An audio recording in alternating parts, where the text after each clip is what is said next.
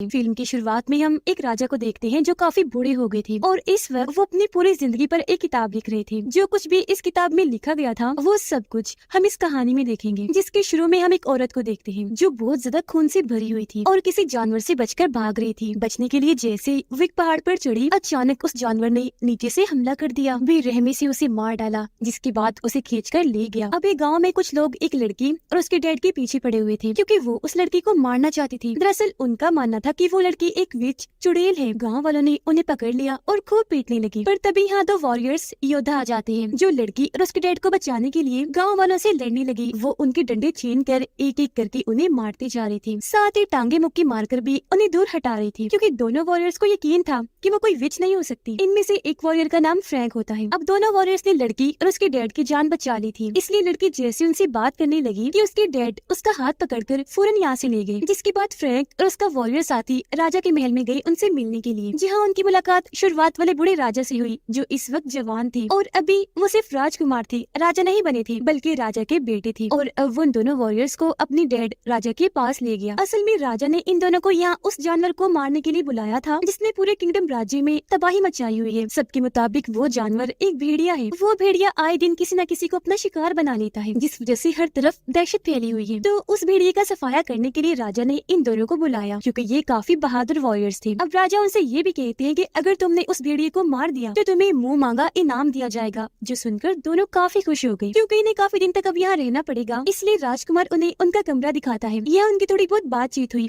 जिससे उनकी आपस में काफी अच्छी दोस्ती हो गई। राजकुमार यहाँ फ्रैंक से पूछने लगा कि मेरा दिल है मैं भी तुम्हारे साथ चलूं, तो क्या तुम अपने इस सफर में मुझे भी साथ ले जा सकते हो? जिस पर दोनों मान जाते हैं। इसलिए अगले ही दिन फ्रैंक, उसका साथी और राजकुमार भेड़िए का पता लगाने के लिए जंगल में आ जाते हैं। यहाँ उन्हें एक औरत की लाश दिखी जिसकी हालत बहुत खराब थी, उसकी चीर फाड़ की हुई थी क्योंकि इसे भी दरअसल उसी भेड़िए ने इतनी बेरहमी से मारा था। पर आसपास चेक करने पर इन्हें कोई सुराग नहीं मिलता कि इस औरत को मारने के बाद आखिर भेड़िया किस तरफ भागा होगा। महल वापस आकर फ्रैंक की मुलाकात एक लड़की सोफी से हुई जो इतनी खूबसूरत थी कि पहली ही नजर में फ्रैंक उसे पसंद करने लगा था, इसीलिए वो उससे बात करने की कोशिश करने लगा। वो भी इससे बात करने में दिलचस्पी ले रही थी और इस तरह इन दोनों की दोस्ती हो जाती है। अब फ्रैंक जब महल के कुछ लोगों के साथ इस पूरी जगह का नक्शा देख रहा था कि तभी उसकी वॉरियर दोस्त का गाँव वालों से झगड़ा हो गया, जो लड़ाई हाथापाई तक पहुंच जाती है। लड़ाई में गांव के बहुत सारे लोग उसे मारने के लिए बारी बारी आ रहे थे, पर वो बड़ी आसानी से अकेला ही उनका मुकाबला कर रहा था। कोई भी उसके सामने टिक नहीं पाता। वो बड़ी तेजी से अपनी स्किल्स, महारतों का इस्तेमाल करते हुए उन्हें मार मार कर दूर गिरा रहा था। ये सब देखकर राजा का एक साथी गन चलाकर सबको यहाँ से भगा देता है। इसके बाद जब सारे लोग आगे बढ़ रहे थे तो वो गाँव वाली उसी लड़की और उसके डैड को देखते हैं। यहाँ उस लड़की जिसे विच कहा जा रहा था उसकी तबीयत खराब हो रही थी क्योंकि उसका जिस्म बुरी तरह से मुड़ रहा था, उसे दौरा पड़ रहा था। अब ये देखकर सभी गांव वाले काफी घबरा गए, दोबारा से उसे विच कहने लगते हैं क्योंकि उन्होंने किसी की ऐसी हालत पहली दफा देखी थी और दौरा पड़ने से ऐसी हालत होती है उन्हें अंदाजा नहीं था। लेकिन तभी फ्रैंक उसे चेक करने लगा क्योंकि वो डॉक्टर वाले सारे काम भी जानता था। वो उसका गला, नाक, जिस्म चेक करके बताता है कि ये कोई विच नहीं है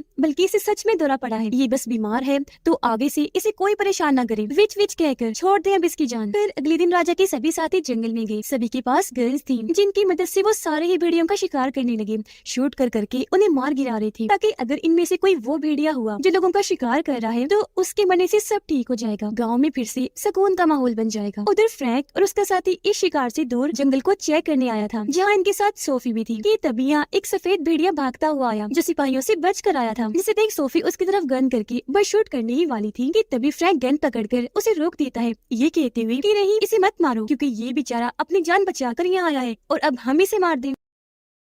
उधर राजा के सिपाहियों ने बहुत सारे बेकसूर भेड़ियों को मार दिया था सिर्फ इस उम्मीद पर कि इनके साथ अगर वो भेड़िया मर गया तो सब ठीक हो जाएगा। सारे लोग क्योंकि भेड़िए के हमले की वजह से परेशान थे इसलिए एक चर्च में जमा हुए जहाँ का फादर सबसे कह रहा था कि उस भेड़िए से अगर आप बचना चाहते हैं तो दुआएं करें और कोई रास्ता नहीं है। इतनी ही देर में यहाँ एक आदमी आया जो बेहद घबराया हुआ था। वो फादर के पास आकर कहने लगा, फादर बहुत बुरा हो गया है, मेरे बेटे पर उस भेड़िए ने हमला कर दिया है जिस वजह से वो जख्मी बेहोशी की हालत में पड़ा हुआ है। घर पर भी नहीं, एक केव गार में नहीं, उसकी हालत बहुत खराब है, प्लीज कुछ करे, मैं आपके आगे हाथ जोड़ता हूँ, कैसे भी करके उसे बचा ले। ये सुनते ही सारे लोग वहाँ से निकलकर उस भेड़िए को पकड़ने के लिए चले जाते हैं, क्योंकि उन्हें लग रहा था कि हमला करके भेड़िया ज्यादा दूर तक नहीं भागा होगा, हम उसे पकड़ लेंगे। जंगल में आगे बढ़ते हुए फ्रैंक को एक और लाश देखी, जिसकी भी हालत बहुत खराब थी, क्योंकि इसे भी उस भेड़िए ने ही मारा था। पर लाश को चेक करने पर फ्रैंक को उसके ऊपर से लोहे का एक छोटा सा टुकड़ा मिला, जिसे वो अपने पास रख लेता है। अब फ्रैंक के वॉरियर दोस्त को उस केव गार्ड से आदमी का बेटा सच में बहुत जख्मी बेहोशी की हालत में मिल जाता है, जिसे उठाकर फौरन वो अपने साथ ले गया उसका इलाज करवाने के लिए, ताकि जैसे वो होश में आए उससे जान सके कि आखिर वो भेड़िया कैसा दिखता है। अब फ्रैंक वापस आकर राजा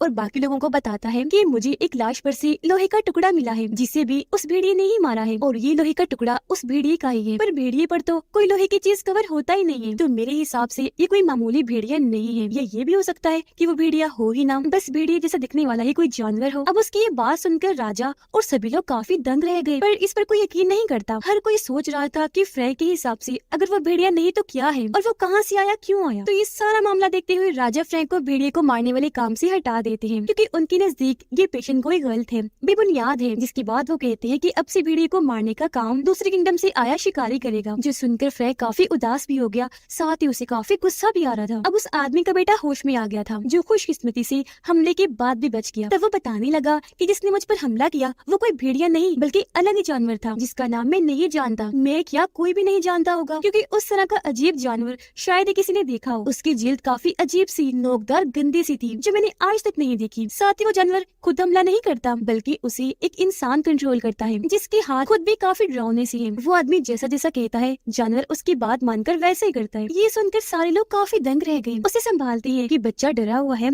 इसलिए ऐसी बातें कर रहा है, यानी कि उन लोगों को बच्चे की बात पर यकीन नहीं आ रहा था, क्योंकि वो सोच रहे थे कि भला इतना खतरनाक जानवर कोई कैसे कंट्रोल कर सकता है। अब कुछ दिन के बाद फ्रैंक को वो शिकारी अपने पास बुलाता है, जिसे राजा और उनके लोगों ने उस भेड़िए को मारने का काम दिया था। फ्रैंक जब वहाँ पहुंचा तो शिकारी कहने लगा कि मैंने एक भेड़िए को पकड़ा है। अभी तक तुमने उस खतरनाक भेड़िए या जानवर के बारे में जो बातें भी सुनी है, यानी वो कैसा दिखता है, तुम बिल्कुल वैसे जिस्म इस भेड़िए का बना दो, ताकि मैं इस भेड़िए को मार कर सबको बताऊं कि आखिर मैंने उस जानवर को मार ही दिया, जो सबका शिकार करता आ रहा था, जिससे सब मेरी वाह करेंगे, मैं सबका हीरो बन जाऊंगा। अगर तो फ्रैंक तुमने ऐसा कर दिया तो मैं तुम्हें बहुत सारे पैसे दूंगा, वरना तुम मुसीबत में पड़ सकते हो। जिस पर फ्रैंक इस काम को करने के लिए मान गया, क्योंकि उसे पैसों की बहुत जरूरत थी। वो उस भेड़िए के जिस्म को बदलकर खतरनाक जानवर में बदल देता है, जो बिल्कुल वैसा ही दिख रहा था जैसी बातें अब तक उस भेड़िए के बारे में सुनी गई थी। काम खत्म करने के बाद फ्रैंक महल आया सोफी से मिलने के लिए, क्योंकि भेड़िए के काम से उसे हटा दिया था, इसीलिए वो ये जगह छोड़कर जा रहा था। तब वहाँ जाकर फ्रैंक को पता चला कि सोफी का मंगेतर, जो उसे पसंद करता है पर सोफी नहीं करती, उसे फ्रैंक और सोफी की दोस्ती के बारे में पता चल गया था। तो उनकी दोस्ती तोड़वाने के लिए वो सोफी को फ्रैंक की बनाई हुई एक लड़की की पेंटिंग दिखाता है, जो नॉर्मल पेंटिंग नहीं लग रही थी, जो देखकर सोफी बहुत ज्यादा दुखी हुई, ये सोचकर कि इसका मतलब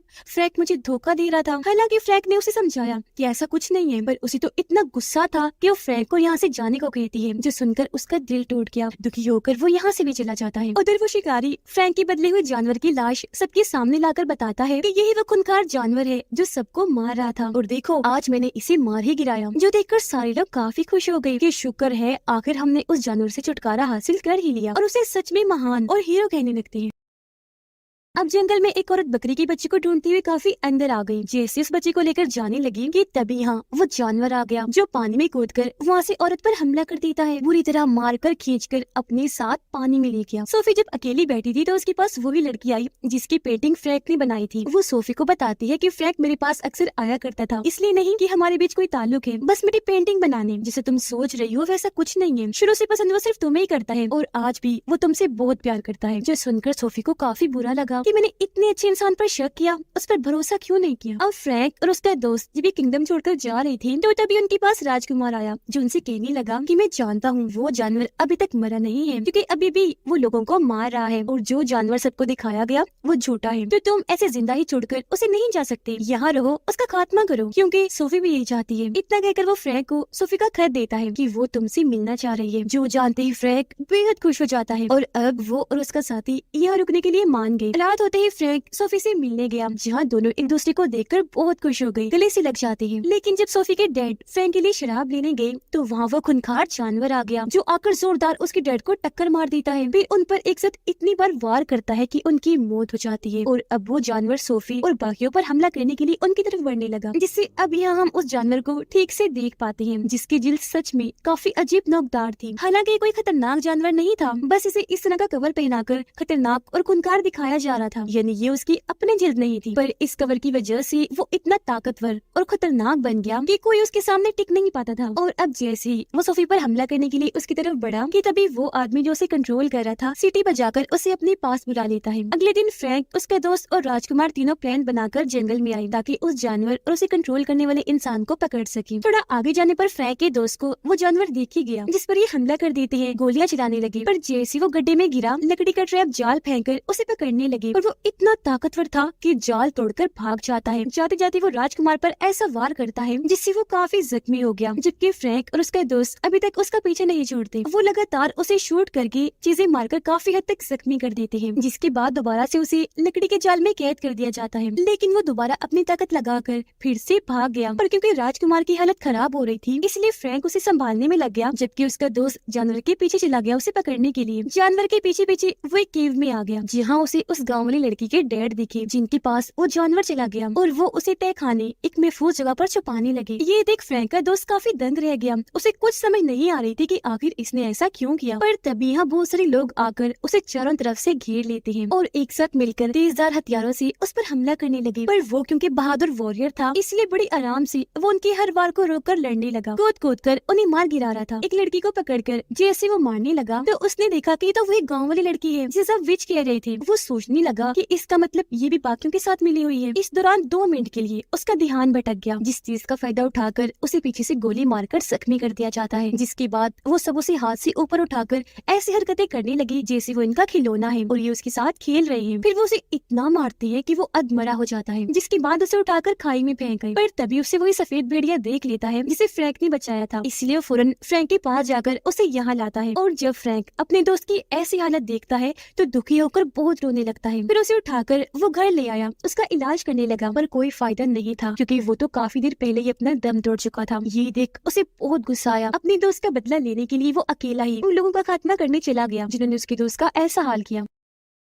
ये एक जगह पर आया जहाँ सारे जश्न मना रहे थे, डांस कर रहे थे, पर ये वहाँ आकर बड़े जोश से लड़ने लगा। जो भी इसके सामने आ रहा था अपनी ताकत लगाकर ये सबको रास्ते से हटाता जा रहा था, किसी को मुक्कों से मारकर, किसी को बाजू तोड़कर, तो किसी का गला दबाकर। और ऐसे उसने बहुत सारे लोगों को मार दिया। वापिस आकर उसने अपने दोस्त को जलाकर उसका फ्यूनरल कर दिया। तभी उसके पास राजा और उसके लोग आए जो फ्रैंक से कहने लगे कि तुमने गाँव के बहुत सारे लोगों को मार दिया है, तो इसीलिए सजा के तौर पर तुम्हें जेल जाना होगा। अब हालांकि वो सबको समझाता है कि पहले उन्होंने मेरे दोस्त को मारा था, फिर मैंने मारा, पर कोई भी उसकी बात सुनने को तैयार ही नहीं था। वो पकड़कर उसे अपने साथ ले जाती है, जेल में बंद कर दिया जाता है। जहाँ थोड़ी देर बाद जेल में उससे मिलने पेंटिंग वाली लड़की आई। वो यहाँ हैरानकुन जानकारी देती है, बताने लगी कि मुझे यहाँ चर्च के फादर ने भेजा है क्योंकि वो एक खुफिया सोसाइटी जिसका नाम ब्रदरहुड है उसके लिए काम करते हैं, जिसमें उन्होंने और उनके साथियों ने मिलकर उस खतरनाक जानवर को पाला है। उनके अलावा राजा के कुछ साथी भी इस सब में मिले हुए हैं जो राजा को मार कर उनकी जगह लेकर हर जगह और इस किंगडम पर अपना कब्जा करना चाहते हैं। पर क्योंकि तुम भी सब कुछ जान चुके हो इसलिए फादर तुम्हें मारकर तुम्हें मुर्दा हालत में देखना चाहते हैं। जो सुनकर फ्रैंक घबरा गया, पर तभी उसकी हालत खराब होने लगी, उसे उल्टी हो रही थी। दरअसल इस लड़की ने फ्रैंक के खाने में जहर मिला दिया था। वो तड़पने लगा जिससे यहाँ फ्रैंक की भी मौत हो जाती है। अब जब सोफी को इस बात की खबर हुई कि फ्रैंक मारा गया तो फौरन उससे मिलने आई क्योंकि उसे अभी तक यकीन नहीं आ रहा था कि फ्रैंक मर गया है। पर जैसे सोफी ने उसकी लाश देखी वो एकदम टूट गई। अब कुछ ही देर में पेंटिंग वाली लड़की और उसके कुछ लोग फ्रैंक की कब्र के पास आते हैं क्योंकि इस लड़की ने फ्रैंक के खाने में जहर नहीं बल्कि कुछ वक्त के लिए बेहोश करने वाली दवाई मिला दी थी ताकि बेहोशी की हालत में वो फ्रैंक को फादर को दिखा सके और उसे यकीन हो जाए कि हाँ फ्रैंक मर चुका है। जिसके बाद में ये लड़की आकर उसे बचा ली तो कब्र खोद कर वो फौरन फ्रैंक को बाहर निकालते हैं। उधर सोफी जब उदास बैठी थी तो तभी वहाँ उसका मंगेतर आता है जो उसे दिलासा देने के बहाने उसके साथ बदतमीजी करने लगा। इसी दौरान हम उसका हाथ देख लेते हैं जो बेहद डरावना था,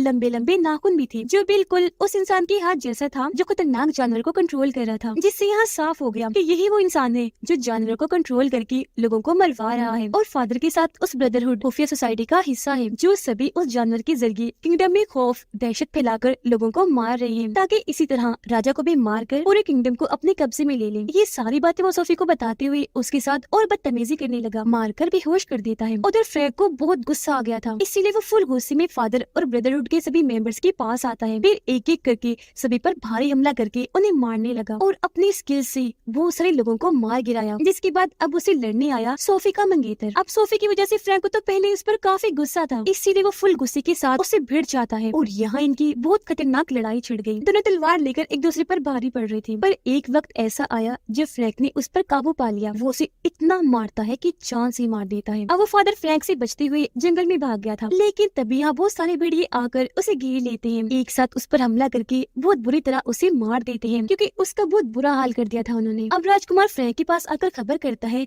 कि सोफी की हालत बहुत खराब है, वो मर रही है, तुम्हें उसके पास जाना चाहिए क्योंकि तुम दोनों एक दूसरे को प्यार करते हो, तो हो सकता है उसे होश आ जाए। जिसन फौरन वो उसके पास गया जो बेहोश ही पड़ी हुई थी। वो उसे अपनी गोद में उठाकर अपने दोस्त की दी हुई दवाई खिलाता है, लेकिन फिर भी उसे होश नहीं आती। इसलिए फ्रैंक इतने वक्त से बिना कुछ खाए पिए सोफी को गोद में लिए उसके ठीक होने के लिए दुआएं करने लगा, जिससे आखिरकार उसकी दुआ और उसके दोस्त की दवा रंग ले ही आती है क्योंकि उसे होश आ गया था। जिसके बाद फ्रैंक उस जानवर के पास गया जो जख्मी होने की वजह से वही पड़ा हुआ था, बहुत तकलीफ में था। तो अब उसे इस तकलीफ से आजाद करने के लिए फ्रैंक उसे शूट करके मार देता है, इसीलिए भी मारा ताकि आगे से उसे कोई कंट्रोल करके लोगों को ना मरवाए। अब जानवर और सोसाइटी को खत्म करने से फ्रैंक ने इस किंगडम को बचा लिया था। जिसके बाद वो सोफी को लेकर अपने किंगडम के लिए निकल जाता है शिप के जरिए, जहाँ वो समंदर में अपने दोस्त की राख को भी बहा देता है। फिर वो और सोफी गले मिलती है क्योंकि अपने किंगडम में जाते ही दोनों शादी करके हंसी खुशी जिंदगी गुजारेंगे। और इसी के साथ इस मूवी की कहानी यहीं पर खत्म हो जाती है।